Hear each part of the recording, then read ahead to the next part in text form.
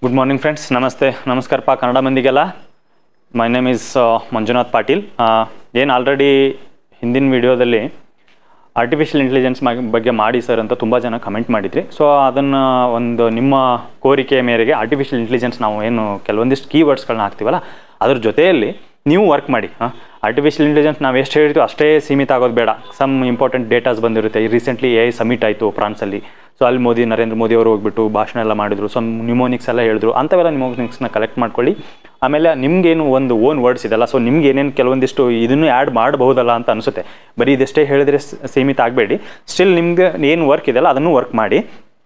ಹೆಂಗಿರಬೇಕು ಕೆಲವೊಂದು ಎಸ್ಸೆಗಳಂತಂದರೆ, ಅಂಬರೀಷ್ ಅವರು ಒಂದು ಹಾಡ ಇದೆ, ಏನು ಒಲವಿನ ಉಡುಗೊರೆ ಕೊಡಲಿ ಅಂತೇಳಿ. ಆದರೆ ಇಲ್ಲಿ ರಕ್ತದಿಂದ ಮಾತ್ರ ಬರಿಬಾರ್ದು ನಾವು. ಏನು ಅವ್ರೇನು ಯಾವ ಪೆನ್ಗಳನ್ನ ಹೇಳಿರ್ತಾರಲ್ಲ ಆ ಥರ ಪೆನ್ಗಳು, ಅಂದರೆ ಕೆಂಪು ಇಂಕ್ ಬರಬಾರ್ದು. ನಮ್ಮ ಎಸ್ಸೆ ಮೇಲೆ ಯಾವುದೇ ರೀತಿಯಾದಂತಹ ಕೆಂಪು ಇಂಕ್ ಬರಬಾರ್ದು. ಸೊ ಕೆಂಪು ink is nothing but negative consequences ಅಂತ, ಅದು ಒಂದು ಅರ್ಥ ಅಷ್ಟೇ. ಸರಿ, ಬನ್ನಿ. ಏನು ಆರ್ಟಿಫಿಷಿಯಲ್ ಇಂಟೆಲಿಜೆನ್ಸ್, ನಾವು ಮೊನ್ನೆ ಹೇಳಿದ ಹಾಗೆ 10-80-10 ರೂಲ್ಸ್ನ ಫಾಲೋ ಮಾಡ್ತಾ ಇದ್ವಿ ನಾವು ಆಲ್ರೆಡಿ ಹಿಂದಿನ ವಿಡಿಯೋದಲ್ಲಿ. ಸಂಚಾರ ದಟ್ಟ ನಿರ್ವಹಣೆ ಹೇಳಬೇಕಾದ್ರೆ 10:80:10 ಏನು ಫಾರ್ಮುಲಾನ ನಾವು ಹೊಸದಾಗಿ ಕಂಡು ಹಿಡ್ಕೊಂಡಿದ್ವಿ. ಏನದು? 10 ಇಂಟ್ರೊಡಕ್ಷನ್, 80 ಬಾಡಿ ಆ್ಯಂಡ್ 10 ಕನ್ಕ್ಲೂಷನ್ ಅಂತ ಹೇಳ್ಬಿಟ್ಟು ಇದು IBC ಮಾದರಿಯಲ್ಲಿ ನಾವು ಬರಿತಾ ಇದ್ವಿ. ಈಗ ಯಾವುದು ಟಾಪಿಕ್ನ ನಾವು ಚೂಸ್ ಮಾಡಿದ್ದೀವಿ ಅಂದರೆ, ಆಲ್ರೆಡಿ ನೀವು ಹೇಳಿದಾಗೆ ಕೃತಕ ಬುದ್ಧಿಮತ್ತೆ ಅಂದರೆ ಆರ್ಟಿಫಿಷಿಯಲ್ ಇಂಟೆಲಿಜೆನ್ಸ್. ಆರ್ಟಿಫಿಷಿಯಲ್ ಇಂಟೆಲಿಜೆನ್ಸ್ ಅಂದರೆ ಏನು? ಇಲ್ಲಿ ಆರ್ಟಿಫಿಷಿಯಲ್ ಇಂಟೆಲಿಜೆನ್ಸ್ ನಮ್ಮ ನರವ್ಯೂಹಗಳು, ಅಂದರೆ ನಮ್ಮ ದೇಹದಲ್ಲಿರ್ತಕ್ಕಂತಹ ನರಕೇಂದ್ರೀಯ ನರವ್ಯೂಹ ಏನಿದೆಲ್ಲ, ನ್ಯೂರಾನ್ಸ್, ಅವು ನಮಗೆ ಯಾವ ರೀತಿಯಾಗಿ ಮಾಹಿತಿಯನ್ನು ಕೊಡ್ತವೆ.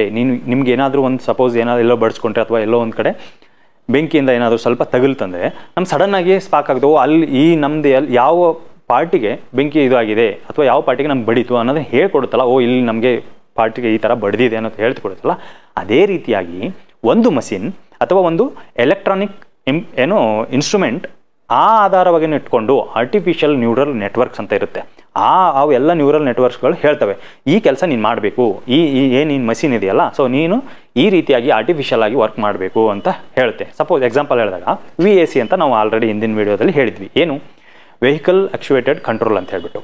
ಅದು ಇಷ್ಟೇ ಸೆಕೆಂಡು ಗ್ರೀನ್ ಲೈಟ್ ಕೊಡಬೇಕು, ಇಷ್ಟೇ ಸೆಕೆಂಡು ಬ್ಲೂ ಲೈಟ್ ಕೊಡಬೇಕು, ಇಷ್ಟೇ ಸೆಕೆಂಡು ರೆಡ್ ಲೈಟ್ ಕೊಡಬೇಕು ಅಂತ ಅದಕ್ಕೆ ಆಲ್ರೆಡಿ ಫಿಕ್ಸ್ಡ್ ಇದೆ. ಅಂದರೆ ಆರ್ಟಿಫಿಷಿಯಲ್ ಆಗಿ ಅದಕ್ಕೆ ಆಲ್ರೆಡಿ ಹೇಳಿದ್ದಾರೆ ನೀನು ಇದೇ ಥರ ಕೆಲಸ ಮಾಡಬೇಕು ಅಂತೇಳಿ. ಸೊ ಅದು ಆರ್ಟಿಫಿಷಿಯಲ್ ಇಂಟೆಲಿಜೆನ್ಸ್. ಸಿಂಪಲ್ ಏನು ಗೊತ್ತಾ? ಆರ್ಟಿಫಿಷಿಯಲ್ ಇಂಟೆಲಿಜೆನ್ಸ್ ಅಂದರೆ ಏನು ಒಬ್ಬ ಮನುಷ್ಯ ಕಾರ್ಯವನ್ನು ಮಾಡ್ತಾನಲ್ಲ ಅದನ್ನು ಒಂದು ಯಂತ್ರಕ್ಕೆ ಹೇಳೋದು, ನೀ ಇದೇ ಕಾರ್ಯ ಮಾಡಬೇಕು, ಯು ಶುಡ್ ಬಿ ಫಿಕ್ಸ್ಡ್. ಏನು ನೀನು ಇದಕ್ಕೆ ಕಾರ್ಯ ಮಾಡಲೇಬೇಕು ಅಂತ ಹೇಳ್ತಾರಲ್ಲ, ಅದೇ ಆರ್ಟಿಫಿಷಿಯಲ್ ಇಂಟೆಲಿಜೆನ್ಸ್. ಬನ್ನಿ, ಈಗ ಈ ಆರ್ಟಿಫಿಷಿಯಲ್ ಇಂಟೆಲಿಜೆನ್ಸ್ ಇಟ್ಕೊಂಡು ನಮ್ಮ ಈ ಪ್ರಸ್ತುತ ಏನು ಪೊಲೀಸ್ ವ್ಯವಸ್ಥೆ ಇದೆಯಲ್ಲ, ಆ ಪೊಲೀಸ್ ವ್ಯವಸ್ಥೆಯಲ್ಲಿ ಯಾವ ರೀತಿಯಾಗಿ ನಾವು ಒಂದು ಈ ಆರ್ಟಿಫಿಷಿಯಲ್ ಇಂಟೆಲಿಜೆನ್ಸ್ನ ಬಳಸ್ಕೋಬಹುದು ಅಂತ ನೋಡೋಣ. ಏನು ನಾವು ಆಲ್ರೆಡಿ 10:80:10 ಅಂತ ಮಾತಾಡಿದ್ವಿ. ಫಸ್ಟ್ 10%, ಅಂದರೆ ಫಸ್ಟ್ ಏನಿದೆಯಲ್ಲ, ಬನ್ನಿ ಟಾಪಿಕ್ ಏನಿದೆ, ಕೃತಕ ಬುದ್ಧಿಮತ್ತೆಯು ಆರ್ಟಿಫಿಷಿಯಲ್ ಇಂಟೆಲಿಜೆನ್ಸ್. ನೋಡಿ, ಪೊಲೀಸ್ ಇಲಾಖೆಯಲ್ಲಿ ಅಪರಾಧ, ಕ್ರೈಮ್ ಕಂಟ್ರೋಲ್ ವಿಧಾನವನ್ನು ಬದಲಾಯಿಸುತ್ತಿದೆಯೇ. ಅಂದರೆ ಮ್ಯಾನ್ ಟು ಮಷಿನ್ಗೆ ಈಗ ಕನ್ವರ್ಟ್ ಆಗ್ತಾ ಇದ್ದೀವಿ ನಿಧಾನಕ್ಕೆ. ಪೊಲೀಸ್ ವ್ಯವಸ್ಥೆಯಲ್ಲಿ ಮ್ಯಾನ್ ಟು ಮಷಿನ್ ಆಗಿ ಕನ್ವರ್ಟ್ ಆಗ್ತಾ ಇದೆ. ಯಾವ ಥರ? ಈಗ ಇಂಟ್ರೊಡಕ್ಷನಲ್ಲಿ ಏನು ಬರಿಬೇಕು, ನಾವು ಏನೇನು ಬರೆದ್ರೆ ಚೆನ್ನಾಗಿ ಅನಿಸುತ್ತೆ, ಕೆಲವೊಂದಿಷ್ಟು ಕೀವರ್ಡ್ಸ್ಗಳನ್ನ ಹೇಳ್ತೇವೆ. ಏನು? ಸಪೋಸ್ ಈಗ ನಿಮ್ಮದು ಇಂಟ್ರೊಡಕ್ಷನ್ ಪಾರ್ಟ್. ಈಗ ಇಂಟ್ರೊಡಕ್ಷನ್ ಪಾರ್ಟಲ್ಲಿ ಅರೌಂಡ್ 60 to 80 ವರ್ಡ್ಸ್ ನೀವು ಬರೀತೀರಿ. ಯಾವ ರೀತಿಯಾಗಿ? ಸಪೋಸ್ ನೀವು ಒಂದು ಆಫೀಸ್ಗೆ ಹೋಗ್ತಾ ಇದ್ದೀರಿ ಅಥವಾ ಎಲ್ಲೋ ಒಂದು ಕಡೆ ಹೋಗ್ತಾ ಇದ್ದೀರಿ. ಅಂದರೆ ಆಫೀಸ್ ಅಂತಲೇ ಅಲ್ಲ, ಕೆಲವೊಬ್ಬರು ಎಲ್ಲೋ ನೀವು ಸಪೋಸ್ ಇಲ್ಲಿ ಬೆಂಗಳೂರಲ್ಲಿದ್ದರೆ ಎಲ್ಲೋ ಲೈಬ್ರರಿಗೆ ಹೋಗ್ತಾ ಇದ್ದೀರಾ, ಅಥವಾ ಇನ್ನು ಕೆಲಸ ಮಾಡೋರೆಲ್ಲ ಬೇರೆ ಕಡೆ ಕೆಲಸಕ್ಕೆ ಹೋಗ್ತಾ ಇದ್ದೀರಾ. ಇನ್ನು ಕೆಲವೊಬ್ರು ಇನ್ನು ಹಳ್ಳಿಯಲ್ಲೇ ಅಂದ್ಕೊಳ್ಳಿ, ಹಳ್ಳಿಯಲ್ಲಿ ಇನ್ನೊಬ್ರು ಎಲ್ಲೋ ಹೋಗ್ತಾ ಇದ್ದಾರೆ, ಇನ್ನೊಂದು ಬೇರೆ ಸಿಟಿಗೆ ಹೋಗ್ತಾ ಇದ್ದಾರೆ. ಬಸ್ಸಲ್ಲಿ ಒಂದು ಟ್ರಾವೆಲ್ ಮಾಡಬೇಕಾದ್ರೆ ಮೊಬೈಲ್ ಥೆಫ್ಟ್ ಆಗುತ್ತೆ ಅಥವಾ ಮೊಬೈಲ್ ಕಳ್ಕೊಂಡ್ಬಿಡ್ತೀರಾ. ಆ ಮೊಬೈಲ್ ಕಳ್ಕೊಂಡಾಗ ನೀವು ಪೊಲೀಸ್ ಸ್ಟೇಷನ್ಗೆ ಹೋಗೋ ಅವಶ್ಯಕತೆ ಇಲ್ಲ. ಈಗ ಪ್ರಸ್ತುತ ಪೊಲೀಸ್ ಸ್ಟೇಷನ್ಗೆ ಹೋಗೋ ಅವಶ್ಯಕತೆ ಇಲ್ಲ. ಏನಿದೆ ಈಗೆಲ್ಲ ಈ ಸಿಸ್ಟಮ್ ಬಂದುಬಿಟ್ಟಿದೆ ರೀ. ಈ ಸಿಸ್ಟಮ್ ಏನು? EFIR ಮೊಬೈಲ್ ಒಂದು ಆ್ಯಪ್ ಇದೆ, ಅದರಲ್ಲಿ EFIR ಮಾಡ್ತೀರಾ. ನಿಮ್ಮ ಮೊಬೈಲ್ ಕಳೆದೋಗಿದೆ, ನನಗೆ ಹಿಂಗೆ ಥೆಫ್ಟ್ ಆಗಿದೆ, ಮೊಬೈಲ್ ಏನೋ ಒಂದಾಗಿದೆ, EFIR ಒಂದು ಇದಕ್ಕೆ ಹೋಗ್ಬಿಟ್ಟು KSP ಆ್ಯಪ್ ಹೋಗ್ಬಿಟ್ಟು KSP ಆ್ಯಪಲ್ಲಿ ನನಗೆ ಈ ಥರ ಮೊಬೈಲ್ ಕಳೆದೋಗಿದೆ ಅಂದರೆ ಅದಕ್ಕೊಂದು ಪೋರ್ಟಲ್ ಇದೆ. ಏನು? CEIR ಅಂತ ಒಂದು ಪೋರ್ಟಲ್ ಇದೆ. ಮೊಬೈಲ್ ಕಳೆವಾದರೆ ಅಥವಾ ಏನೋ ಒಂದು CEIR ಅಂತ ಪೋರ್ಟಲ್ ಇದೆ. ಅಲ್ಲಿ ನೀವು ಹೋಗ್ಬಿಟ್ಟು IMEI ನಂಬರ್ ಹಾಕಬೇಕು. ನಿಮ್ಗೆ ಕೊಟ್ಟಿರ್ತಾರೆ IMEI ನಂಬರ್, ಆಲ್ಮೋಸ್ಟ್ ಎಲ್ಲರಿಗೂ ಇದು ಗೊತ್ತಿರುತ್ತೆ. IMEI ನಂಬರ್ ಹಾಕ್ತೀರಾ. IMEI ನಂಬರ್ ಹಾಕಿದಾಗ ಏನಾಗುತ್ತೆ? ಬ್ಲಾಕ್ ಆಗಿಬಿಡುತ್ತೆ, ಆ ಮೊಬೈಲ್ ಸಿಸ್ಟಮ್ ಕಂಪ್ಲೀಟ್ಲಿ ಬ್ಲಾಕ್ ಆಗುತ್ತೆ. ಇದರಿಂದ ಏನಾಯಿತು, it's a positive effect of the artificial intelligence. ಇಲ್ಲಿ ನೀವು ಪಾಸಿಟಿವ್ ಆಸ್ಪೆಕ್ಟ್ನ ನೋಡಿದ್ರಿ, ಒಂದು ಈ ಏನು ಇದರಲ್ಲಿನೇ ಒಂದು ಪಾಸಿಟಿವ್ ಆಸ್ಪೆಕ್ಟ್ ನೋಡಿದ್ರಿ. ಆರ್ಟಿಫಿಷಿಯಲ್ ಇಂಟೆಲಿಜೆನ್ಸ್ ಬರೀ ನಿಮ್ಮ ಪಾಸಿಟಿವ್ ಆಸ್ಪೆಕ್ಟಲ್ಲಿ ಇಲ್ಲ, ಏನು ಇನ್ನೂ ನೆಗೆಟಿವ್ ಆಸ್ಪೆಕ್ಟು ಇದ್ದಾವೆ. ಯಾವ ರೀತಿಯಾಗಿ, ಇದು ಒಂದು ನಿಮಗೆ ಪೇಪರ್ಲೆಸ್ ಆಗಿ ಕೆಲಸ ಮಾಡ್ತು. ಆಮೇಲೆ ನೀವು ಏನು ಮೊಬೈಲ್ ಎಲ್ಲ ಕಳೆದೋಯ್ತು, ಅದು ಬ್ಲಾಕ್ ಎಲ್ಲ ಆಯಿತು. ಆಮೇಲೆ ಸಿಕ್ಕರೆ ಏನು ಸಂಪರ್ಕ ಮಾಡ್ತಾರೆ ನಿಮ್ಗೆ, ಯಾಕಂದರೆ ಅಲ್ಲಿ ಆಲ್ಟರ್ನೇಟ್ ನಂಬರ್ ಕೊಟ್ಟಿರ್ತೀರಾ, ಆ ನಂಬರ್ನ ನಿಮಗೆ ಡೂಪ್ಲಿಕೇಟ್ ನಂಬರ್ ತೊಗೊಂಡಿರ್ತೀರಾ. ಸೊ ಅದಾದ ನಂತರ ನಿಮ್ಗೆ ಕಾಲ್ ಮಾಡ್ತಾರೆ ಪೊಲೀಸ್ ಡಿಪಾರ್ಟ್ಮೆಂಟಿಂದ, ಸೊ ನಿಮ್ಮ ಮೊಬೈಲ್ ಸಿಕ್ಕಿದೆ ಬಂದು ತೊಗೊಂಡೋಗಿ ಅಂತ. ಅದು ದಿಸ್ ಇಸ್ ಅ ಥಿಂಗ್. ಇನ್ನು ನೆಕ್ಸ್ಟ್ ನೆಗೆಟಿವ್ ಎಫೆಕ್ಟ್ ಬರಬೇಕಲ್ಲ ನಾವು. ಏನು ನೆಗೆಟಿವ್ ಎಫೆಕ್ಟು, ಒಂದು ಡೇಟಾ ಲೀಡ್ಸ್ ಅಂತ ಹೇಳಿ ಒಂದು ಸಂಸ್ಥೆ ಇದೆ. ಡೇಟಾ ಲೀಡ್ಸ್ ಅಂತ ಒಂದು ದೆಹಲಿ ಆಧಾರದ ಸಂಸ್ಥೆ, ದೆಹಲಿ. ಈ ಸಂಸ್ಥೆ ಏನು ಹೇಳ್ತಾ ಇದೆ ಅಂದರೆ 23,000 ಕೋಟಿ, 23 ಕೋಟಿ ಅಲ್ರಿ, ಮತ್ತು 23,000 ಕೋಟಿ ಬರೀ ಸೈಬರ್ ಫ್ರಾಡಿಂದ ಲಾಸ್ ಆಗ್ತಿದೆ ಇಂಡಿಯಾ. ಇದಕ್ಕೆ ಕಂಪ್ಲೀಟ್ ಎಂಟೈರ್ ಇಂಡಿಯಾ ಇದು ಕಂಪ್ಲೀಟ್ ಎಂಟೈರ್ ಇಂಡಿಯಾದಲ್ಲಿ, ಇಂಡಿಯಾ ಆಧಾರ ಇಷ್ಟು ಲಾಸ್ ರೀ ಇದು ಸೈಬರ್ ಫ್ರಾಡಿಂದ, ಸೈಬರ್ ಫ್ರಾಡ್ಸ್ಟರ್ಸಿಂದ, ಅಂದರೆ ಕೃತ್ಯಗಳನ್ನು ಆಗ್ತದೆ, ಸೈಬರ್ ಕೃತ್ಯಗಳಿಂದ ಇಷ್ಟು ಲಾಸ್ ಆಗ್ತದೆ. ಇನ್ನು ಕರ್ನಾಟಕಕ್ಕೆ ಬಂದರೆ ನೀವು ಸ್ಪೆಸಿಫಿಕ್ ಆಗಿ 2,900 ಕೋಟಿ Karnataka state crime record bureau ಹೇಳ್ತಿದೆ. ಇದು ಅಥೆಂಟಿಕೇಶನ್ ಇನ್ಫಾರ್ಮೇಷನ್ ರೀ. ಹೆಂಗಾಗುತ್ತೆ ಅಂದರೆ, ನೀವು ಒಂದು ಯಾವುದೇ ಒಂದು ಇನ್ಫಾರ್ಮೇಷನ್ ಕೊಡ್ತಾ ಇದ್ದೀರಾ, ಒಂದೇನೋ ಡೇಟಾ ಕೊಡ್ತಾ ಇದ್ದಾರೆ ಅಂದರೆ you should be specific to the ಒಂದು ಆರ್ಗನೈಸೇಷನ್. SCRB ಏನು state control record bureau, crime record bureau ಏನಿದೆಯಲ್ಲ, ಅದು ಏನು ಹೇಳ್ತಾ ಇದೆ, 2,900 ಕೋಟಿ ಅಂದರೆ ಪ್ರತಿ ದಿವಸ 7.9 crore rupees ಪರ್ ಡೇ ನಿಮಗೆ ಸೈಬರ್ನಿಂದ ಹಾನಿ ಆಗ್ತಿದೆ. ಸೈಬರ್ ಹಾನಿಗೆ ಒಳಗಾಗ್ತಿದ್ದೀರಿ ನೀವು. ಪ್ರತಿ ದಿವಸ ಇಷ್ಟು, ಬರೀ ಒಂದು ದಿವಸಕ್ಕೆ 7.9 crore. ತಿಂದಿದ್ದಲ್ಲ ಬಿಟ್ಟಿದ್ದಲ್ಲ, ಆ ಲೆಕ್ಕ ನಮ್ಮ ಕಡೆಗೆ ಹೇಳ್ಬೇಕಂದ್ರೆ ತಿಂದಂಗಲ್ಲ ಉಂಡಂಗಲ್ಲ, ಆ ಲೆಕ್ಕ ಆಗ್ತದೆ ನೋಡ್ರಿ. ಓಕೆ, ದೆನ್ ಇದು ಆಯ್ತು ನೋಡ್ರಿ, ಏನೋ ನಿಮ್ಮದು ಇಂಟ್ರೊಡಕ್ಷನ್ ಮುಗೀತ್ರಿ. ಇಂಟ್ರೊಡಕ್ಷನಲ್ಲಿ ಇವೆಲ್ಲ ಆಯಾಮಗಳು ಬಂದರೆ ಒಂದು ಗುಡ್ ಸ್ಕೋರ್ನ ನೀವು ಮಾಡ್ಕೋಬೋದು. ಏನಾಗುತ್ತೆ, ESIಯಲ್ಲಿ 30 ಮಾರ್ಕ್ಸ್ಗೆ ಇದೆ ರೀ, PSIಯಲ್ಲಿ 20 ಮಾರ್ಕ್ಸಿಗೆ ಎಸ್ಸೆ ಇದೆ. ಆ ರೀತಿಯಾಗಿ ನಾವು ಬರ್ಕೊಬೇಕು. ಈಗ ನೀವು ಡೇಟಾನು ಕೊಟ್ಟರಿ, ನಿಮ್ಮದೊಂದು FIR ಅಂತಲೂ ಯೂಸ್ ಮಾಡಿದ್ರಿ, ಅಲ್ಲಿ ಆರ್ಟಿಫಿಷಿಯಲ್ ಇಂಟೆಲಿಜೆನ್ಸ್ ಅಂದರೆ ಅದರಿಂದ ಏನು ಹಾನಿ ಇದೆ, ಏನು ಪಾಸಿಟಿವ್ ಆಸ್ಪೆಕ್ಟ್ ಇದೆ ಅನ್ನೋದನ್ನ ಎರಡೂ ಬರೆದ್ರಿ ನೀವು ಆಲ್ರೆಡಿ. ಇನ್ನೇನು ಬಾಡಿಯಲ್ಲಿ ನಾವೇನು ಬರಿಬೇಕು, ಬಾಡಿ. ಇದು ಪೊಲೀಸ್ ಇಲಾಖೆ ಏನಿದಲ್ರಿ, 2 ಹೆಡ್ಡಿಂಗ್ಗಳನ್ನ ಮಾಡ್ಕೊಳ್ಳೋಣ. ಈಗ 2 ಹೆಡ್ಡಿಂಗ್ಗಳನ್ನ ಮಾಡ್ಕೊಳ್ಳೋಣ. ಅಂದರೆ ಒಂದು ಎಸ್ಸೆ ಬರಿಬೇಕಾದ್ರೆ ನೀವು ಏನು ಪ್ರಿಸೈಸ್ ಆಗಿ ಬರೆದ್ಬಿಡ್ಬೇಕು ನಾವು. ಇಷ್ಟೇ ಸ್ಪೆಸಿಫಿಕ್ ಟು ದಿ ಸ್ಪೆಸಿಫಿಕ್ ಇಷ್ಟಿದ್ದಾವೆ, ಅವ್ರಿಗೆ ಗೊತ್ತಾಗ್ಬಿಡುತ್ತೆ. ಇವರು ಸಬ್ ಡಿವೈಡೆಡ್ ಮಾಡಿದ್ದಾರೆ, ಸಬ್ ಹೆಡ್ಡಿಂಗ್ಸ್ ಹಾಕಿದ್ದಾರೆ ಅಂದಾಗ ಹಿ ನೋ ದಿ ಥಿಂಗ್ಸ್ ಅಂತ. ಏನು, ಈ ಪೊಲೀಸ್ ಇಲಾಖೆಯಲ್ಲಿ ಒಂದು ಕಾನೂನು ಮತ್ತು ಸುವ್ಯವಸ್ಥೆ ಒಂದು ಡಿಪಾರ್ಟ್ಮೆಂಟು, ಇನ್ನೊಂದು ಸಂಚಾರ ನಿರ್ವಹಣೆ. ಆಲ್ರೆಡಿ ನಾವು ಸಂಚಾರ ನಿರ್ವಹಣೆ ಬಗ್ಗೆ ನಿಮಗೆ ಒಂದು ಎಸ್ಸೆ ಮಾಡಿ ಕೊಟ್ಟಿದ್ದೀವಿ. Already fine ಕಟ್ಟಿದ್ದೀವಿ. ಆಲ್ರೆಡಿ ಈಗ ಏನು ಹಾಫ್ ಆಫ್ ದಿ ಫೈನ್ ಕಟ್ಟಿಸ್ಕೊತಾ ಇದ್ದಾರೆ. ಸೊ ಯಾರು ಆದಷ್ಟು ಬೇಗ ಕಟ್ಕೊಳ್ಳೋರಿದ್ರೆ ಕಟ್ಕೊಂಡ್ಬಿಡಿ ಇವಾಗಲೇ. ಏನು, ಕಾನೂನು ಮತ್ತು ಸುವ್ಯವಸ್ಥೆ ನೋಡೋಣ. ಏನು, ಸಂಚಾರ ದಟ್ಟ ನಿರ್ವಹಣೆ ಸೆಕೆಂಡ್ ಪಾರ್ಟಲ್ಲಿ ತೊಗೊಳ್ಳೋಣ. ಯಾಕಂದರೆ ಮೇಜರ್ಲಿ ನಮಗೆ ಕೇಳಿರೋದು ಕ್ರೈಮ್. ಸೊ ಕ್ರೈಮ್ ಮಾತ್ರ ಬರಿಬಾರ್ದು. ಆರ್ಟಿಫಿಷಿಯಲ್ ಇಂಟೆಲಿಜೆನ್ಸ್ ಸುಧಾರಣೆ ಅಂತಂದಾಗ ಕ್ರೈಮು ಪ್ಲಸ್ ಸಂಚಾರ ದಟ್ಟ ನಿರ್ವಹಣೆನೂ ಬರುತ್ತೆ ಪೊಲೀಸ್ ಇಲಾಖೆಯಲ್ಲಿ. ಏನು, ಕಾನೂನು ಮತ್ತು ಸುವ್ಯವಸ್ಥೆಯಲ್ಲಿ ಗುಪ್ತಚರ ಇಲಾಖೆ ಬರುತ್ತೆ, ಗುಪ್ತಚರ ಇಲಾಖೆ ಇಂಟೆಲಿಜೆನ್ಸ್ ಅಂತೆ. ನೆಕ್ಸ್ಟು ಪ್ರಿಸನ್ ಇದೆ, ಕಾರಾಗೃಹ. ನೆಕ್ಸ್ಟು ಗುಪ್ತಚರ ಇಲಾಖೆ ಆಯಿತು, ಕಾರಾಗೃಹ ಆಯಿತು, ಫಾರೆನ್ಸಿಕ್ ಇದೆ, ವಿಧಿ ವಿಜ್ಞಾನ ಪ್ರಯೋಗಾಲಯ. ಫಾರೆನ್ಸಿಕ್ ವಿಧಿ ವಿಜ್ಞಾನ. ನೆಕ್ಸ್ಟು ಏನು, ಇದಾದ ನಂತರ ಗುಪ್ತಚರ ಆಯಿತು. ಇನ್ನು ನಮ್ಮ ಮೇಜರ್ ಆಗಿರೋದು ಸೈಬರು ಬತ್ತು. ಯಾಕಂದರೆ ಆರ್ಟಿಫಿಷಿಯಲ್ ಇಂಟೆಲಿಜೆನ್ಸ್ ಅದಲ್ರಿ, ಸೈಬರ್ ಭದ್ರತೆಗಾಗಿಯೇ ಸೆನ್ ಪೊಲೀಸ್ ಠಾಣೆಗಳನ್ನು ಓಪನ್ ಮಾಡಿದ್ದಾರೆ. ಸೆನ್ ಪೊಲೀಸ್ ಠಾಣೆಗಳು. ಇದು ನಾನು ನೆಕ್ಸ್ಟ್ ಹೇಳ್ತೇನೆ ನಿಮಗೆ. ಇಲ್ಲಿ ಏನು ಮೇಜರ್ಲಿ ನಾವು ಈ ಥರ ಏನು ಕಾನೂನು ಮತ್ತು ಸುವ್ಯವಸ್ಥೆ ಅಂದರೆ ಬರೀ ಒಂದು ನಾವು ಪೊಲೀಸ್ ಠಾಣೆಗೆ ಹೋಗ್ತೀವಲ್ಲ, ಅದಷ್ಟೇ ಕಾನೂನು ಮತ್ತು ಸುವ್ಯವಸ್ಥೆ ಅಲ್ಲ. ಗುಪ್ತಚರ ಇಲಾಖೆಯೂ ಇರ್ಬೋದು, ಪ್ರಿಸನ್ ಇಲಾಖೆಯೂ ಇರ್ಬೋದು, ಫೋರೆನ್ಸಿಕ್ ಇರ್ಬೋದು, ಸೈಬರ್ ಭದ್ರತೆನೇ ಇರ್ಬೋದು. ಈಗ ರೀಸೆಂಟ್ಲಿ ಏನಾಗಿದೆ, ಈಗ ನಾವು ಮೇಜರ್ಲಿ ಏನು ಮಾಡಬೇಕಾಗುತ್ತೆ ಅಂದರೆ ನಾವು ಪೋರ್ಟಲ್ ಮೇಲೆ ಫೋಕಸ್ಡ್ ಆಗಿರಬೇಕಾಗುತ್ತೆ.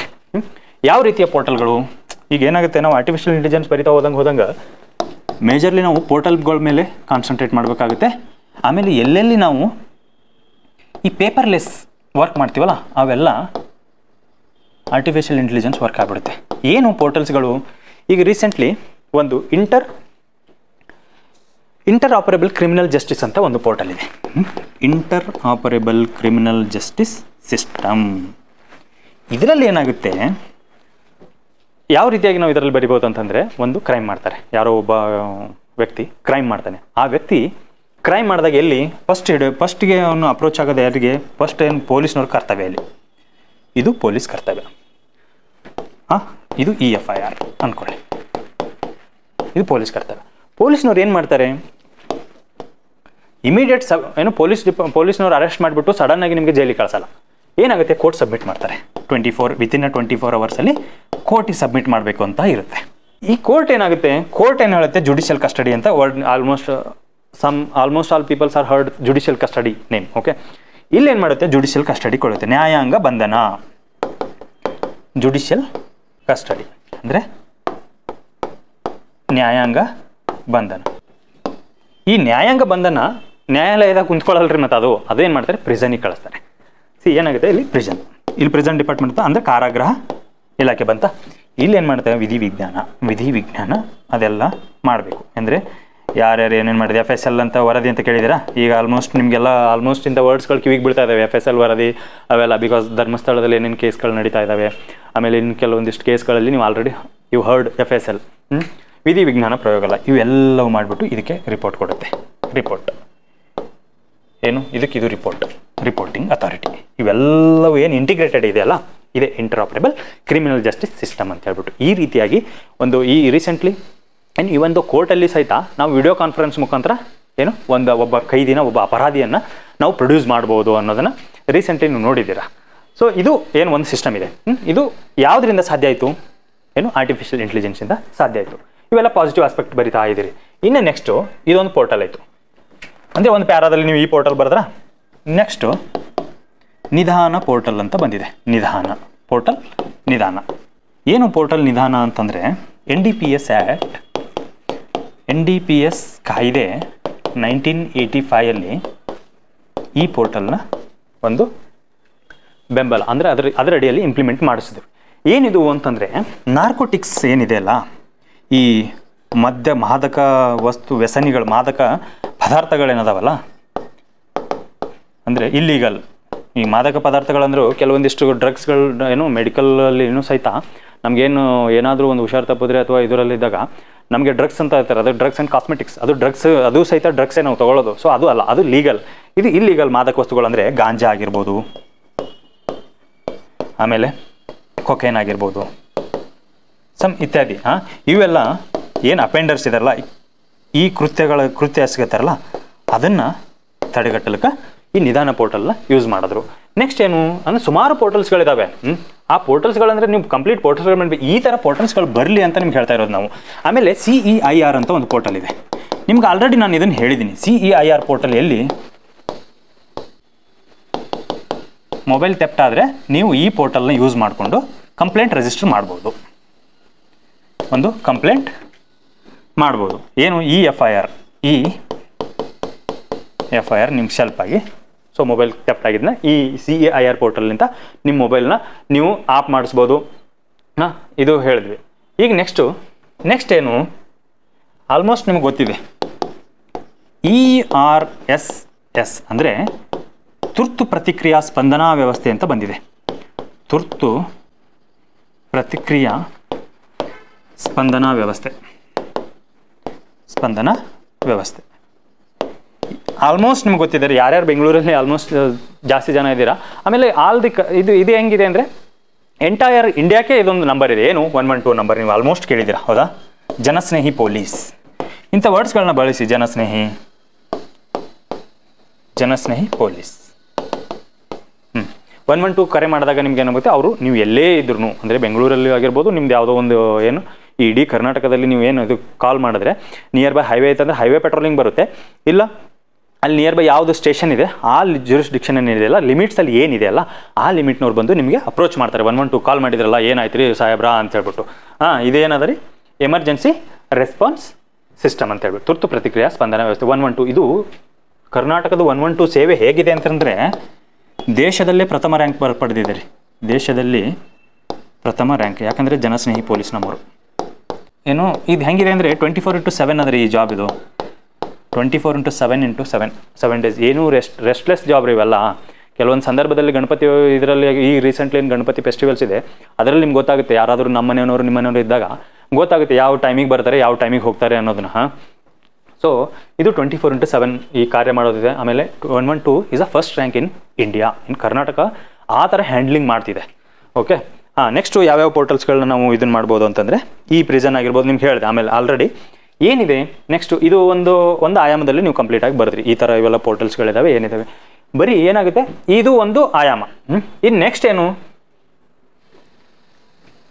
ಇನ್ನೊಂದಿತ್ತು, ಏನು ಬರೀ ನಮ್ಮದು ಫಸ್ಟ್ ಆಸ್ಪೆಕ್ಟ್ ಬರ್ದ್ವಿ. ಇನ್ನೊಂದು ಸೆಕೆಂಡ್ ಆಸ್ಪೆಕ್ಟ್ ಏನು, ಸಂಚಾರ ನಿರ್ವಹಣೆ. ಸಂಚಾರ ನಿರ್ವಹಣೆ ಬಗ್ಗೆ ನಾನು ಇಲ್ಲಿ ಜಾಸ್ತಿ ನಿಮ್ಗೆ ಹೇಳೋಕ್ಕೆ ಹೋಗಂಗಿಲ್ಲ, ಯಾಕಂದರೆ ಸಂಚಾರ ನಿರ್ವಹಣೆ ಎಲ್ಲ ಕಡೆನೂ ಇರಲ್ಲ ರೀ. ಈಗ ಹಳ್ಳಿಯಲ್ಲೂ ಸಹಿತ ಸಂಚಾರ ನಿರ್ವಹಣೆ ದಟ್ಟಣೆ ಮಾಡೋಕ್ಕೆ ಹೋಗ್ಬಿಟ್ರೆ ಮುಗಿದು. ಹಳ್ಳಿಯಲ್ಲಿ ಏನಾರು ಏನು LED ಬಲ್ಬ್ ಹಾಕಿದ್ರೆ ಅಂದ್ರೆ ಅದು ಖುಷಿನೋ ಖುಷಿ, ಹಳ್ಳಿಗೂ LED ಬಲ್ಬ್ ಬಂತ ಏನು ಟ್ರಾಫಿಕ್ ಕಂಟ್ರೋಲ್ ಬಂತ ಅನ್ನೋ ಲೆಕ್ಕದಾಗ ಇರ್ತೀವಿ ರೀ. ಹಂಗೇನಿಲ್ಲ ರೀ. ಏನು ಫಸ್ಟು ನಾನು ನಿಮ್ಗೆ ಆಲ್ರೆಡಿ ಆವಾಗಲೇ ಹೇಳಿದ್ದೀನಿ ರೀ, ಏನು ITMS ಅಂತ ಒಂದು ಇದು ಇದೆ ರೀ, ಆ್ಯಪ್ ಇದೆ ಇವ್ರದ್ದು, ಏನು ಇಂಟೆಲಿಜೆಂಟ್ ಟ್ರಾಫಿಕ್ ಮ್ಯಾನೇಜ್ಮೆಂಟ್ ಸಿಸ್ಟಮ್ ಅಂತ ಹೇಳ್ಬಿಟ್ಟು. ಇಲ್ಲಿ ಏನಾಗ್ಬಿಡುತ್ತೆ ಈ ಚಲನ್ಸ್ ನೀವೇನಾರ ತಡಿಪ ಪೊಲೀಸ್ ಇಲ್ಲ ಅಂತೇಳಿ ಏನು ಜಗದ್ರಿ ಬಂತ ನಿಮಗೆ ಮೆಸೇಜ್, ಏನು ಕಟ್ರಿ ಫೈನ್ 1500 ಎಷ್ಟಿದೆ ಅಷ್ಟಿರುತ್ತೆ, ಒಂದು ಚಲನ್ ಬಂದುಬಿಡುತ್ತೆ ನಿಮ್ಗೆ ರಿಜಿಸ್ಟರ್ ನಂಬರ್ಗೆ ನಿಮ್ಗೆ ಫೈನ್ ಬಂದುಬಿಡುತ್ತೆ. ಸೊ ಆಟೋಮೆಟಿಕಲಿ ಚಲನ್ ಸಿಸ್ಟಮ್ ಇದು ಒಂದು. ನೆಕ್ಸ್ಟು ಅಸ್ತ್ರಮ್ ಅಂತೇಳಿ ನಾನು ಆಲ್ರೆಡಿ ನಿಮ್ಗೆ ಹೇಳಿದ್ದೀನಿ ರೀ, ಜಸ್ಟ್ ನಿಮ್ಗೇನು ರಿಕಾಲ್ ಮಾಡ್ತಾ ಇದ್ದೀನಿ. ಅಸ್ತ್ರಮ್ ಅಂತ ಹೇಳ್ಬಿಟ್ಟು ಒಂದು ಪೋರ್ಟಲ್. ಆಮೇಲೆ ಮಾಡರೇಟೋ ಟೆಕ್ನಾಲಜಿ ಬಗ್ಗೆ ನಿಮ್ಗೆ ಹೇಳಿದ್ದೀನಿ ಆಲ್ರೆಡಿ. ನಿಮ್ಗೆ ಏನು ರಿಕಾಲ್ ಆಗಲಿ ಅಂತ ಬರಿತಾ ಇದ್ದೀನಿ ನಿಮಗೆ. ಮಾಡರೇಟೋ ತಂತ್ರಜ್ಞಾನ ನೀವು ಕನ್ನಡ ಬರೀರಿ, ಇಲ್ಲಿ ಏನು ಕಂಪ್ಲೀಟಾಗಿ ಇಂಗ್ಲೀಷ್ನಾಗೆ ಬರೀತೀನಿ ಅಂತ ಹೇಳ್ಬಿಟ್ಟು ಮತ್ತೆ ಆಮೇಲೆ ಬೈದಿರಿ ಕನ್ನಡ. ನಮಸ್ಕಾರಪ್ಪ ಕನ್ನಡಿಗರ ಅಂದಿನ ಆಲ್ರೆಡಿ, ಮತ್ತೆ ಹಂಗೇನು ಬಯಕ್ಕೆ ಹೋಗ್ಬೇಡ್ರಿ. ಮಾಡರೇಟೋ ಟೆಕ್ನಾಲಜಿ. ಆಮೇಲೆ VAC ಈ ಏನದ ಸಂಚಾರ ದಟ್ಟ ನಿರ್ವಹಣೆಯಲ್ಲಿ ಇವೆಲ್ಲ ಬರಬೇಕು. ಅಂದರೆ ಇದನ್ನು ಸಹಿತ ಕ್ರೈಮ್ ಕಂಟ್ರೋಲ್. ಯಾಕಂದರೆ ಸಪೋಸ್ ನೀವೇನಾದರೂ ರೆಡ್ ಲೈನ್ ಕ್ರಾಸ್ ಮಾಡಿದ್ರೆ ಅಥವಾ ರೆಡ್ ಲೈಟ್ ಇದ್ದಾಗ ಸಡನ್ನಾಗಿ ಹೋಗ್ಬಿಟ್ರೆ ಏನೋ ಒಂದು ಬಂದುಬಿಟ್ಟು ಆಕ್ಸಿಡೆಂಟ್ ಆಯಿತು, ಅದೆಲ್ಲ ಕ್ರೈಮ್ ಕಂಟ್ರೋಲ್ ಲೆಕ್ಕ. ಅಥವಾ ಏನೋ ಒಂದು ಇದು ಆಗ್ಬಿಟ್ಟು ಯಾರಿಗೂ ನೀವು ಇದು ಮಾಡಿದ್ರಿ, ಅವೆಲ್ಲ ಅಪರಾಧ ಕೃತ್ಯಗಳೇ ಆಗ್ಬಿಡ್ತಾವೆ ರೀ. ಸೊ ಹಾಗಾಗಿ ಏನು ಇದನ್ನು ಸಹಿತ ನಾವು ಈ ಆಯಾಮದಲ್ಲೂ ಬರಿಬೇಕು. ಇದೆಲ್ಲ ಆದಮೇಲೆ ಇನ್ನು ನೆಕ್ಸ್ಟ್ ಏನು ಸವಾಲುಗಳು ಏನೇನದಾವ ರೀ. ಈಗ ಬರೀ ಆರ್ಟಿಫಿಷಿಯಲ್ ಇಂಟೆಲಿಜೆನ್ಸ್ ಅಂದರೆ ನಮಗೆ ಕಂಪ್ಲೀಟ್ ಇದನ್ನೇ ಎಲ್ಲ ಏನು ಸವಾಲುಗಳದಾವ, ಅವಕ್ಕೆ ಯಾವ ರೀತಿಯಾಗಿ ಉಪಕ್ರಮಗಳನ್ನು ಕೈಗೊಂಡಿವಿ, ಇವೆಲ್ಲ ಆಧಾರಗಳಾಗಿ ಇಟ್ಕೊಂಡು ಬರೀಲೇಬೇಕು ನಾವು. ಅಂದಾಗೆ ಕಂಪ್ಲೀಟ್ ನಿಮ್ಮದು ಒಂದು ಎಸ್ಸೆ ಆಗ್ಬಿಡುತ್ತೆ. ಏನು ಸವಾಲುಗಳು, ಇದು ಯೂನಿವರ್ಸಲ್ ಸವಾಲು ರೀ ನಮ್ಮದು. ಏನು ಡಿಜಿಟಲ್ ಕಂದಕ ಅನ್ನೋದು ಒಂದು ಯೂನಿವರ್ಸಲ್ ಸವಾಲು ನಮ್ಮದು. ಆಮೇಲೆ ತಂತ್ರಜ್ಞಾನದ ಬಳಕೆಗಳಲ್ಲಿ ತಂತ್ರಜ್ಞಾನ ಬಳಕೆ ಅರಿವಿನ ಕೊರತೆ ಇದೆ ರೀ. ಹೌದ್ರಾ? ಏನು ಎಲ್ಲಕ್ಕ ಇದೊಂದು ವರ್ಡ್ ಬರುತ್ತೆ, ನೀವೇನಾದರೂ ಒಂದು ಆ್ಯಪ್ ಯೂಸ್ ಮಾಡ್ಕೊಂಡಾಗ ಇದೊಂದು ವರ್ಡ್ ಬರುತ್ತೆ, ಅಲೋ ದಿ ಪರ್ಮಿಷನ್ ತಗೋ ವಾಡೇವಲ್ಲಿ. ಏನು ಅಲೋ ಕೊಡೋದು ಎಲ್ಲನೂ, ಏನು ಅದೊಂದು ಅಥೆಂಟಿಕೇಶನ್ ಅದನ್ನೋ ಇಲ್ಲೋ ಗೊತ್ತಿಲ್ಲ. ಯಾವಾಗಲೂ ಪ್ಲೇಸ್ಟೋರ್ ಆ್ಯಪಲ್ಲಿ ಇರುತ್ತಲ್ಲ ಅಂಥ ಆ್ಯಪ್ಗಳನ್ನ ನಾವು ಅವೆಲ್ಲ ಸಮ್ ಅಥೆಂಟಿಕೇಶನ್ ಇದೆ. ಕೆಲವೊಂದು ರೀಸೆಂಟ್ಲಿ ಏನು ಇವೊಂದು RBI ಹೇಳಿದೆ, ಏನು ಕೆಲವೊಂದಿಷ್ಟು ಅನ್ಅಥೆಂಟಿಕೇಟೆಡ್ ಲೋನ್ ಕೊಡ್ತಿದ್ದಾವೆ ಆ್ಯಪ್ಗಳು, ಅಂಥ ಆ್ಯಪ್ಗಳನ್ನು ನೀವು ಯೂಸ್ ಮಾಡಬೇಡಿ. ಅವೆಲ್ಲ ನಾವು ಕೆಲವೊಂದಿಷ್ಟು ಲಿಸ್ಟು ಕೊಟ್ಟಿದ್ದಾರೆ ಅಂಥವು. ಏನು ಅರಿವಿನ ಕೊರತೆ ಅಂದಾಗ ನಿಮ್ಮ ಹತ್ರ ಆ್ಯಂಡ್ರಾಯ್ಡ್ ಇದೆ, ನೀವು ಸಡನ್ನಾಗಿ ಏನೋ ಒಂದು ಲಿಂಕ್ ಬರುತ್ತೆ ಹಂಗಾಗಿ ಕ್ಲಿಕ್ ಮಾಡೋದು, ತಗೋ ಒಡೆಯವಾಲೆ ಸೈಬರ್ ಫ್ರಾಡ್ ಆಲ್ರೆಡಿ ಏನು 23,000 ಕೋಟಿ ಲಾಸ್. ಏನು ನಮಗೂ ಇಲ್ಲಿ ಅರಿವಿನ ಕೊರತೆ ಇದೆ. ಆ್ಯಂಡ್ರಾಯ್ಡ್ ಇದೆ ಅಂದ ತಕ್ಷಣ ನಮ್ಗೆ ಯಾವುದೋ ಒಂದು ಮೆಸೇಜ್ ಬಂತು, ಸಡನ್ನಾಗಿ ಓಪನ್ ಮಾಡಿದ್ವಿ, ಚಲೋ ಹೊಡೆಯವಾಲೆ ಏನೋ ಲೋನ್ ಕೊಡ್ತೀನಿ ಅಂದ್ರಪ್ಪ 10,000 ರೂಪಾಯಿ, ಏನೂ ವಿತೌಟ್ ಡಾಕ್ಯುಮೆಂಟ್ಸು ತಗೋ, ಗ್ಯಾಲರಿ ಕೊಡು, ಅಲೋ ಪರ್ಮಿಷನ್, ಎಲ್ಲ ಪರ್ಮಿಷನ್ ಕೊಟ್ಟು ಹೆಂಗಂದ್ರೆ ನಮ್ದು ಪ್ರೈವೇಸಿನೇ ಕರ್ಕೊಂಡೋಗಿವಿ. ಏನು ಆರ್ಟಿಕಲ್ 21 ವೈಲೇಷನ್ ಅವ್ರು ಮಾಡ್ತಾ ಇಲ್ರಿ, ನಾವೇ ವೈಲೇಟ್ ಮಾಡ್ತಾ ಇದೀವಿ ನಮ್ಮ ಪ್ರೈವೇಸಿನ. ಆರ್ಟಿಕಲ್ 21 ಹೆಂಗೆ ಕೊಟ್ಟಿದ್ದೀವಿ ಅಂದರೆ ತಗೋ ನಮ್ಮ ಪ್ರೈವೇಸಿ, ನಮ್ಗೆ ಏನು ಪ್ರೈವೇಸಿನೇ ಬೇಡ ಅನ್ನೋ ಲೆಕ್ಕದಾಗ ಅದ ರೀ. ಸೊ ಇದೊಂದಾಯಿತು. ಆಮೇಲೆ ಟೆಕ್ನಾಲಜಿ ಕೊರತೆ ಆದಮೇಲೆ ಇನ್ನೊಂದಿಷ್ಟು ಯಾವ್ಯಾವ ಸವಾಲುಗಳಿದಾವೆ ಅಂದರೆ ನಮಗೆ ಮಾಹಿತಿ ಕೊರತೆ ಇದೆ ರೀ. ಏನು ಮಾಹಿತಿ ಕೊರತೆ ಏನು ಇದೆ ರೀ. ನೀವು ಯಾಕೆ ರೀ ಮೊಬೈಲ್ ಕಳೆದ ತಕ್ಷಣ ಇದಕ್ಕೆ ಯಾಕೆ ಹೋಗ್ತೀರಿ, ಏನು ಪೊಲೀಸ್ ಸ್ಟೇಷನ್ಗೆ ಹೋಗೋ ಅವಶ್ಯಕತೆ ಇಲ್ಲ ಅಂತಲೂ ಹೇಳಿದೆ. ಈಗೇನು CERT ಪೋರ್ಟಲ್ ಬಗ್ಗೆ ಯಾರಿಗೆ ಜಾಸ್ತಿ ಜನಕ್ಕೆ ಮಾಹಿತಿನೂ ಇಲ್ಲ. ಹಳ್ಳಿಯಲ್ಲೇ ಇರಲಿ ಅವ್ನು ಇಲ್ಲೇ ಇರಲಿ, ಕೆಲವೊಂದಿಷ್ಟು ಜನಕ್ಕೆ ಗೊತ್ತೇ ಇಲ್ಲ ಮಾಹಿತಿ. ಅದನ್ನು ಏನು ಸಡನ್ನಾಗಿ ಏನಾರ ಮೊಬೈಲ್ ಕಳೆದಾಗ ಫೋನ್ ಹಚ್ತಾರೆ, ಹಲೋ ಬ್ರದರ್ ಯಾರಾದರೂ ಇದಾರೇನ್ರಿ, ಫ್ರೆಂಡ್ಸ್ ಇದಾರೇನ್ರಿ ಅಂತ ಹೇಳ್ಬಿಟ್ಟು. ಹಂಗೆಲ್ಲ ಇಲ್ಲರಿ, ಈ ಥರ ನಾವು ತಿಳ್ಕೊಬೇಕಾಗಿದೆ. CERT ಪೋರ್ಟಲ್ ಅಂತ ಹೇಳಿದ್ವಿ. ಆಮೇಲೇನು 112 ಬಗ್ಗೆ ತುಂಬ ಜನಕ್ಕೆ ಮಾಹಿತಿ ಇದ್ರೂ ಗೊತ್ತಿಲ್ಲ. ಸೊ ಏನು ಮಾಹಿತಿ ಕೊರತೆ ಅಂದರೆ ನಮ್ಗೆ ಆರ್ಟಿಫಿಷಿಯಲ್ ಇಂಟೆಲಿಜೆನ್ಸ್ ಈ ಥರವಾಗಿ ವರ್ಕ್ ಮಾಡ್ತಿದೆ ಅನ್ನೋದನ್ನು ಮಾಹಿತಿ ಕೊರತೆನೂ ಇದೆ ಅಂತ ಹೇಳ್ತೇನೆ. ಇದು ಸವಾಲುಗಳು. ಏನು ಕೆಲವೊಂದಿಷ್ಟು ಸವಾಲುಗಳು ನಿಮ್ಗೆ ಗೊತ್ತಿರುತ್ತೆ, ಸವಾಲುಗಳನ್ನ ಬರೀ ಏನು ಕ್ರಮ ಕೈಗೊಂಡಿದೆ. ನೆಕ್ಸ್ಟು ಈಗ ಒಂದು ಕಂಪ್ಲೀಟ್ ಎಸ್ಸೆ ಆಗಬೇಕಂದ್ರೆ ನಾವು 3 ಮಾದರಿಗಳಲ್ಲಿ ಬರೆದಿದ್ವಿ. ಏನು IBC ಆದಮೇಲೆ ಏನು ಕ್ರಮಗಳು, ಏನೇನು ಕ್ರಮಗಳನ್ನು ಕೈಗೊಳ್ಳಬೇಕು, ಏನೇನು ಕ್ರಮಗಳಿದ್ದಾವೆ. I4C Indian cyber crime coordination centre ಅಂತ ಹೇಳ್ಬಿಟ್ಟು ಮಿನಿಸ್ಟ್ರಿ ಆಫ್ ಏನು ಗೃಹ ಸಚಿವಾಲಯದ ಅಡಿಯಲ್ಲಿ ಇದು ಕಾರ್ಯ ಮಾಡ್ತದೆ ರೀ. ಗೃಹ ಸಚಿವಾಲಯ ಅಂದರೆ ನಾವು ಆರ್ಟಿಫಿಷಿಯಲ್ ಇಂಟೆಲಿಜೆನ್ಸ್ ಬರೆಯೋದ್ರಿಂದ ಆಲ್ಮೋಸ್ಟ್ ನಾವು ಏನು ಮಾಡಬೇಕು, ಸೈಬರ್ ರಿಲೇಟೆಡ್ ಆಮೇಲೆ ಆರ್ಟಿಫಿಷಿಯಲ್ ಇಂಟೆಲಿಜೆನ್ಸ್ ರಿಲೇಟೆಡ್ನ ನಾವು ಜಾಸ್ತಿ ಹೊತ್ತು ಕಾನ್ಸಂಟ್ರೇಟ್ ಮಾಡಬೇಕಾಗುತ್ತೆ. ಈ ಸೈಬರ್ ಏನು I4C ಏನಿದೆಯಲ್ಲ, Indian cyber crime coordination centre ಏನಿದೆಯಲ್ಲ, ಅದು ಯಾವ ರೀತಿಯಾಗಿ ವರ್ಕ್ ಮಾಡುತ್ತೆ ಅನ್ನೋದನ್ನ ನಾವು ಬರಿಬೇಕು. ಗೃಹ ಸಚಿವಾಲಯದ ಅಡಿಯಲ್ಲಿದೆ. ಇದು ಏನು ಕೋಆರ್ಡಿನೇಟ್ ಮಾಡುತ್ತೆ. ನಿಮ್ಗೇನೋ ಒಂದು ಸೈಬರ್ ಹ್ಯಾಕ್ ಆಗಿತ್ತು ಅಥವಾ ನಿಮ್ದೇನೋ ಒಂದು ಹ್ಯಾಕ್ ಆಗಿದೆ, ಈಗ ರೀಸೆಂಟ್ಲಿ ಬಿಡ್ತಿದ್ದಾರೆ, ಏನು ನಿಮ್ಮ ಹೆಸರಿನಲ್ಲಿ ಯಾರ್ಯಾರು ಸಿಮ್ ತೊಗೊಂಡಿದ್ದಾರೆ ಅನ್ನೋದನ್ನ ಕಂಡು ಹಿಡಿಬೇಕಂದ್ರೆ ನಿಮಗೆ ಏನೋ ಒಂದು ಲಿಂಕ್ ಕಳಿಸ್ತಾ ಇದೆ. ಸೊ ಅಲ್ಲಿ ನೀವು ಚೆಕ್ ಮಾಡ್ಕೋಬೋದು, ನಂದು ಇನ್ನೂ ಈ ರಿಜಿಸ್ಟ್ರಲ್ಲಿದೆ, ಆಮೇಲೆ ನಂದು ಮೊಬೈಲ್ಗೆ ಇಷ್ಟು ಹ್ಯಾಕ್ ಇದು ಇದೆ, ಪ್ರೂಫ್ ಇಲ್ಲ ಅನ್ನೋದನ್ನ ಆಲ್ರೆಡಿ ನಂಗೆ ಕೆಲವೊಂದಿಷ್ಟು ಜನಕ್ಕೆ ಮೆಸೇಜು ಬಂದಿದೆ. ಸೊ ಅದನ್ನು ಚೆಕ್ ಮಾಡ್ಕೊಳ್ಳಿ, I4C ಅಂತ ಹೇಳ್ಬಿಟ್ಟು. I4C ಆದಮೇಲೆ ಏನು ಮಾಡಬೇಕು, ನೆಕ್ಸ್ಟ್ ಏನು, ಕರ್ನಾಟಕ ಸುರಕ್ಷತಾ ಕಾಯ್ದೆ 2017 ಅಂದರೆ ಕರ್ನಾಟಕ ಸಾರ್ವಜನಿಕ ಸುರಕ್ಷತಾ ಕಾಯ್ದೆ, ಪಬ್ಲಿಕ್ ಸೇಫ್ಟಿ ಆ್ಯಕ್ಟ್, ಸಾರ್ವಜನಿಕ ಸುರಕ್ಷತಾ ಕಾಯ್ದೆ 2017. ಇದು ಏನು ಎಲ್ಲ ಆಯಾಮಗಳಲ್ಲಿ ಮೊದಲು ಏನಿದೆಯಲ್ಲ ಆನ್ಲೈನ್ ಎಲ್ಲ ಆಯಾಮಗಳಲ್ಲಿ ನಿಮಗೆ ಸುರಕ್ಷತೆಯನ್ನು ಕೊಡುತ್ತೆ. ಅಂದರೆ ನಾವು ಯಾವ್ಯಾವ ಕ್ರಮಗಳನ್ನು ಕೈಗೊಂಡಿದ್ದೀವಿ, ನಾವು ಒಂದು ಬರೀ ಜಸ್ಟ್ ಏನು ಆರ್ಟಿಫಿಷಿಯಲ್ ಇಂಟೆಲಿಜೆನ್ಸ್ ಸಡನ್ನಾಗಿ ತಂದಿಲ್ಲರಿ ಯಾವುದೂ, ಅವಕ್ಕೆ ಏನೇನು ಕ್ರಮಗಳಿದ್ದಾವೆ, ಏನೇನು ನಾವು ಅದ್ರ ಸೇಫ್ಟಿ ಮೆಜರ್ಸ್ ಏನೇನು ಯೂಸ್ ಮಾಡ್ತೀವಿ ಅನ್ನೋದನ್ನ ಹೇಳ್ಕೊಟ್ಟಿದೆ. ನೆಕ್ಸ್ಟ್ ಏನು, KSP ಆ್ಯಪ್ ಇದೆ. ನಿಮಗೆ ಭಾಳ ಜನಕ್ಕೆ ಗೊತ್ತಿಲ್ಲ ಇವೆಲ್ಲ. KSP ಅಪ್ಲಿಕೇಶನ್ ಇದೆ. ಇದನ್ನು ನಾವು ಅದು ಸಹಿತ ಒಂದು ಈ ಸೈಬರ್ ಕಂಟ್ರೋಲ್ ಇದು ಮಾಡೋಕ್ಕೆ ಇದೆ. ಆಮೇಲೆ ತ್ರಿಮೂರ್ತಿಗಳು ಬಂದಿದ್ದಾರೆ ಆಲ್ರೆಡಿ. ಏನು ತ್ರಿಮೂರ್ತಿಗಳಂದರೆ, ಸುಮ್ಮನೆ ಹಂಗೆ ಒಂದು ಹೊಡೆದಾರೆ ಡೈಲಾಗ್ ನಿಮ್ಗೆ. ಏನು ತ್ರಿಮೂರ್ತಿಗಳಂತಂದರೆ 3 ಕ್ರಿಮಿನಲ್ ಲಾಗಳು ಆಲ್ರೆಡಿ. ಸೊ ಬರೀನ್ರಿ ನಮ್ದೊಂದು ಇರಲಿ ತ್ರಿಮೂರ್ತಿಗಳು, ಹೌದಾ, ಅಥವಾ ತ್ರಿರತ್ನಗಳು. ಸೊ ಏನು ಬರಿತೀವ್ರಿಪ್ಪ, ಹಂಗೆ ನೀವು ಬರೀರಿ, ಏನು ಹಂಗೆ ಚಂದ ಅನ್ನಿಸ್ತಾರೆ ಬರ್ತೀವಿ ಅಷ್ಟೇ. ಏನು 3 ಇದು ಬಂದು ಏನು, BNS ಭಾರತೀಯ ನ್ಯಾಯ ಸಂಹಿತೆ, ಭಾರತೀಯ ನಾಗರಿಕ ಸುರಕ್ಷಾ ಸಂಹಿತೆ, ಆಮೇಲೆ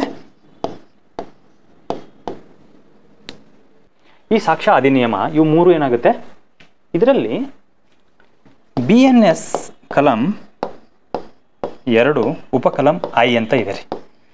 ಇದರಲ್ಲಿ ವಿದ್ಯುನ್ಮಾನ ಸಂಪರ್ಕಗಳ ಬಗ್ಗೆ ಹೇಳ್ತದೆ ರೀ. ವಿದ್ಯುನ್ಮಾನ ಸಂಪರ್ಕದ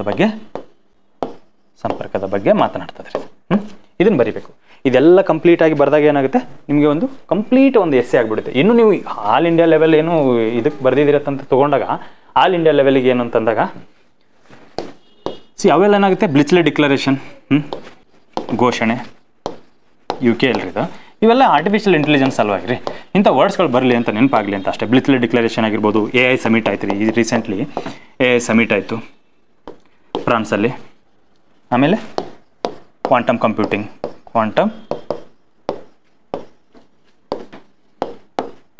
ಕಂಪ್ಯೂಟಿಂಗ್, ಇವೆಲ್ಲ ಬರೀಬೇಕು. ಇದು ಕಂಪ್ಲೀಟ್ ಎಸ್ಸೆ ಆಗ್ಬಿಡ್ತದೆ. ಇನ್ನೇನು ನಮ್ಗೆ ಲಾಸ್ಟ್ ಒಂದು ಪಾರ್ಟ್ ಉಳಿದ್ರೆ ನಮ್ದು ದಿನ ಶರಣ್ ರದಾರ್ ಏನಾರಿ, ಏನು ಲಾಸ್ಟ್ ಪಾರ್ಟು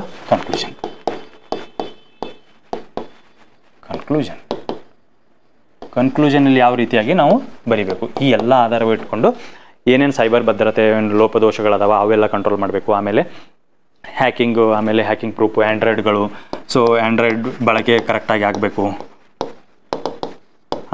ಆಮೇಲೆ ಅರಿವಿನ ಕೊರತೆ ಇದೆ, ಅರಿವು ಮೂಡ್ಸೋಕೆ ಹ್ಯಾಕಥಾನ್ ಅಂತ ಮಾಡ್ತಾರೆ ರೀ. ಹ್ಯಾಕಥಾನ್ಗಳ ಬಗ್ಗೆ ಅರಿವು ಮೂಡಿಸ್ಬೇಕು. ಆಮೇಲೆ ಯಾವುದೇ ಇದಂಥ ಅಥೆಂಟಿಕ್ ಆ್ಯಪ್ಗಳಿರ್ತಾವಲ್ಲ, ಸೊ ಇಲ್ಲೀಗಲ್ ಆ್ಯಪ್ಗಳನ್ನ ಕಾನೂನಾತ್ಮಕ ಆ್ಯಪ್ಗಳನ್ನು ಮಾತ್ರ ಬಳಕೆ ಮಾಡಬೇಕು. ಇವೆಲ್ಲ ಏನಿದಾವಲ್ಲ, ಇವೆಲ್ಲ ನೀವು ಕನ್ಕ್ಲೂಷನಲ್ಲಿ ಬರಬೇಕು. ಸೊ ಅವಾಗ ಏನಾಗುತ್ತೆ, ನಮ್ಮ ಮೂಲಭೂತ ಹಕ್ಕು ವಿಧಿ 21ಕ್ಕೆ ಒಂದು ಭದ್ರತೆ ದೊರೆಯುತ್ತದೆ. ಸೊ ಅವೆಲ್ಲ ಡೇಟಾ ಆಯಿತು. ಆಮೇಲೆ ಇದು ಎಲ್ಲ ಆಯಿತು. ಇಷ್ಟೆಲ್ಲ ಬರೆದಾಗ ಒಂದು ಕಂಪ್ಲೀಟ್ ಎಸ್ಸೆನ ನೀವು ರೆಪ್ರೆಸೆಂಟ್ ಮಾಡ್ದಂಗೆ ಆಗುತ್ತೆ. ಸೊ ಆಲ್ರೆಡಿ ಏನು ESIಗೆ 30 ಮಾರ್ಕ್ಸು, ಆಮೇಲೆ PSIಗೆ 20 ಮಾರ್ಕ್ಸಿಗೆ ನಿಮಗೆ ಈ ಎಸ್ಸೆ ಕಂಪ್ಲೀಟ್ನೆಸ್ ಅನಿಸುತ್ತೆ. ಸ್ಟಿಲ್ ಸಮ್ ಡಾಟಾಸ್ ಇದ್ದಾವೆ, ಸಮ್ ಪೋರ್ಟಲ್ಸ್ ಇದ್ದಾವೆ, ಸಮ್ ರೀಸೆಂಟ್ಲಿ ಏನು ಬಡ್ಜೆಟಲ್ಲಿ ಅಥವಾ ಎಕನಾಮಿಕ್ ಸರ್ವೆಯಲ್ಲಿ ಸಮ್ ಕೀವರ್ಡ್ಸ್ಗಳಿದ್ದಾವೆ, ಅವೆಲ್ಲ ಬಳಸ್ಕೊಂಡು ಎಲ್ಲ ಬರೆದಿದೆ ಆದರೆ ನಿಮಗೆ ಗುಡ್ ಸ್ಕೋರ್ನ ಮಾಡ್ಬೋದು. ನೆಕ್ಸ್ಟ್ ನಿಮ್ಗೆ ಯಾವ್ದು ಎಸ್ಸೆ ಬೇಕು, ಯಾವ ರೀತಿಯಾಗಿ ನಿಮ್ಗೆ ಯಾವ್ದು ಡಿಫಿಕಲ್ಟ್ ಅನಿಸುತ್ತೆ ಆ ಎಸ್ಸೆನ ಹೇಳಿ, ನಾವು ಪ್ರಿಪೇರ್ ಆಗ್ತೇವೆ. ಸ್ಟಿಲ್ ನೀವು ಪ್ರಿಪೇರ್ ಆಗಿ. So together we can go. Okay, thank you one and all.